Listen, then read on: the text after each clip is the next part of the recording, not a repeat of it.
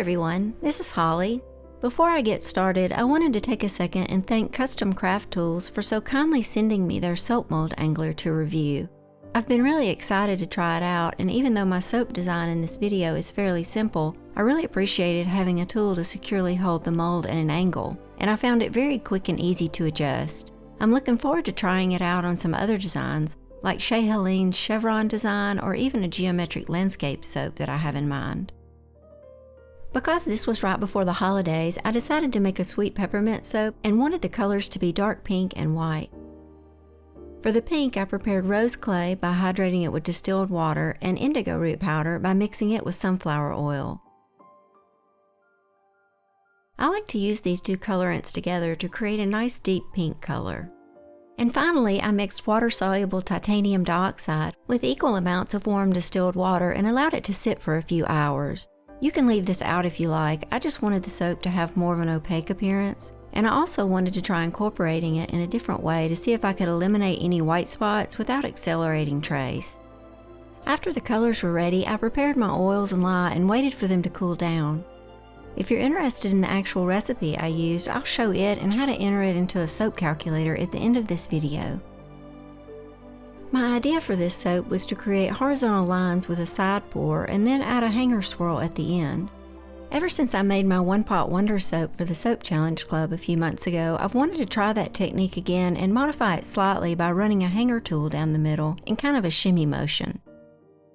I've already posted a video on how I make a One Pot Wonder soap, so if you're interested in more details, I'll link that video below.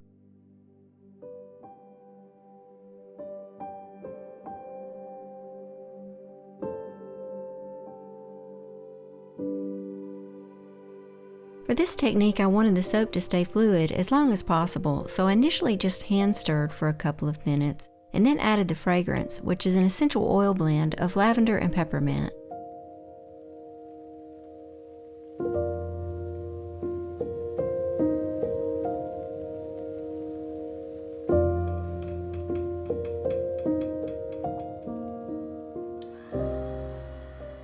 I then used the stick blender but stopped when I reached an emulsion, since I have more stirring and blending to do later. I always check for emulsion by watching the stick blender shaft. If I see a smooth consistency with no separation, I know I've most likely reached emulsion. I'll list some resources below on recognizing the various stages of trace in soap making. For this swirl, I wanted the batch divided into two parts, 60% for the white and 40% for the pink. I weighed the batch and subtracted the bowl and spoon weight, then I calculated the amounts for each part. If you'd rather not weigh out the amounts for each color, you can just estimate based on the total volume of your soap instead. My batch produced about 7 cups of soap, so I could have just roughly estimated a little more than 4 cups for the white and a little less than 3 cups for the pink. To create the dark pink color, I added the hydrated pink clay until I was happy with the color and then added drops of indigo oil until the soap was a purplish pink. You'll see me using my mini blender right in the area where I dropped the clay. I wanted to get the clay blended well but not cause the soap to reach a thicker trace too soon. The mini blender really did a good job of that and even worked with the titanium dioxide without accelerating trace. You could also pour a little soap off into a small cup, incorporate it with the little blender, and then add it back to the batch. I made another batch using twice as much indigo as I did here. I actually prefer the color of that batch, so I'll include the cut of it as well. For the white soap, I added the dissolved titanium dioxide at a rate of 1/4 teaspoon per cup of soap. Between using the really warm distilled water to dissolve the titanium dioxide, letting it sit for a bit, and then using the mini mixer to get it initially incorporated, I was able to keep the soap fluid and had no white specks in the finished soap. I may try out the oil-soluble titanium dioxide next just to see how it compares. I divided the soap evenly into some measuring cups with spouts just for ease of pouring. As I mentioned earlier, if you want more specifics on this technique, you can check out my previous One Pot Wonder video that I'll list below. Once I started pouring the soap into the pitcher, I realized that I should have divided the white into 3 parts instead of just 2. I ended up actually running out of red at the end and had to improvise. Thankfully, I had saved some pink for the top of the soap, so I added a line of that into the remaining white.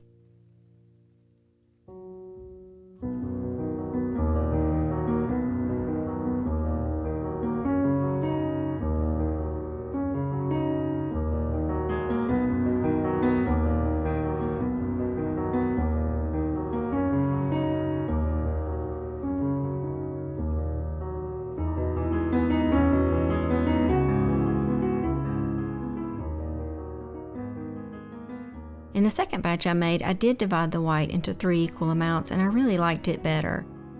You can see the difference in the two here, and I'll show both cuts at the end. When I was ready to pour the soap, I placed the mold in the Custom Craft Tools angler and set the angle so the soap would pour easily down the side and then slide over across the bottom with every pass. I was hoping this would create more horizontal lines instead of diagonal, so when I used the hanger tool later, it would pass through each line on its way down. I poured slowly back and forth, watching my speed to keep the lines of color relatively even.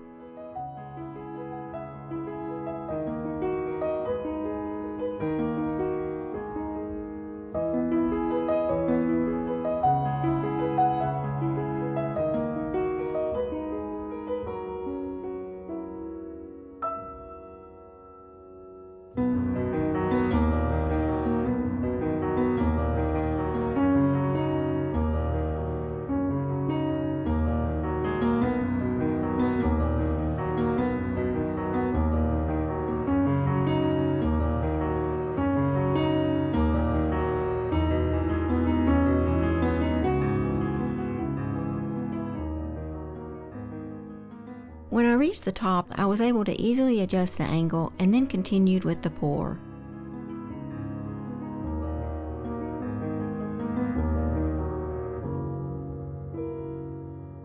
You can see where I added the line of pink soap that I mentioned earlier.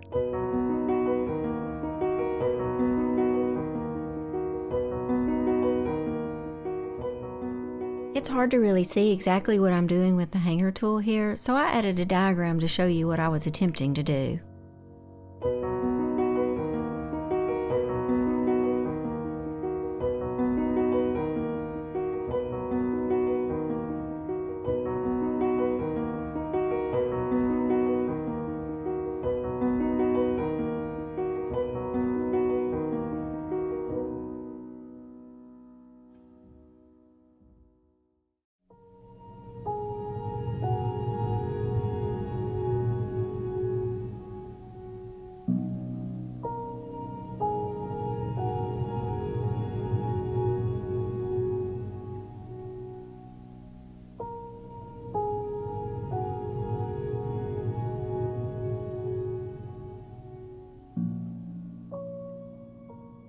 I did oven process this soap so it would go through gel phase.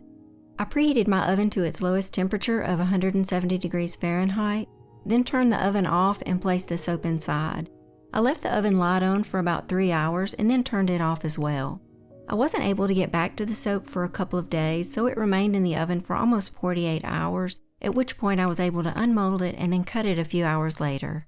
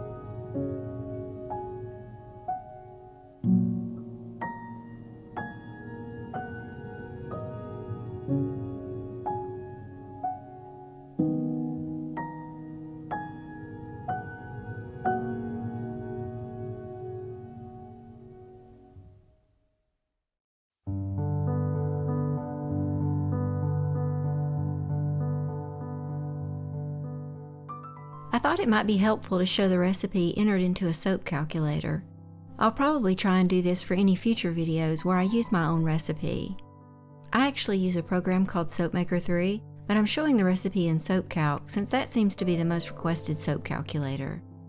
Since this is a cold process soap recipe, I selected sodium hydroxide or NaOH for the type of lye. The next section is the total weight of the oils, and for my mold size I used 1100 grams. I normally calculate the water myself based on the amount of sodium hydroxide from the soap calculator. However, for this batch, I used a 35% lye concentration, which means my lye solution contained 35% sodium hydroxide and 65% water. If you'd rather not use that much of a water discount, you can enter 33% or even 31%. I'll also list an article below by Modern Soapmaking on understanding water discounts and lye concentrations if you need more information. For the superfat, I use 5% and set my fragrance to 40 grams per kilogram, which is a 4% usage rate, where my essential oil blend was 4% of my total recipe oil weight. This recipe is made up of 55% liquid oils and 45% solid oils, and it's one of my favorites to use when I need the soap to stay fluid a little bit longer.